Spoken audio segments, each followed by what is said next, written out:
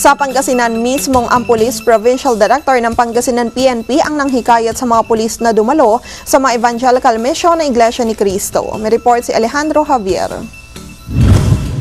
Ipinahayag ni Police Provincial Officer Director Ferdinand de Asis na nakatutulong ang isinasagawang pamamahayag ng mga salita ng Diyos ng Iglesia ni Cristo sa lalawigan ng Pangasinan upang maiwasan at lalong mapababa ang porsyento ng krimen sa probinsya. Kaya dito hinihikayat niya ang mga kapulisan sa 5 distrito ng iba't ibang bayan ng Pangasinan na kanyang nasasakupan na makinig sa mga aral ng Diyos sa Iglesia ni Cristo na isinagawa sa conference room ng Police Provincial Office, Lingayen, Pangasinan. Nakabuti din anya sa kanila ang ganitong mga aktibidad ng INC dahil sa ibinibigay na moral values lalong-lalo na sa kanila na nangunguna sa seguridad ng probinsya. Binigyan din ni De Asis na makaiiwas ang isang police officer na gumawa ng krimen kung ang bawat isa ay may banal na takot sa Diyos.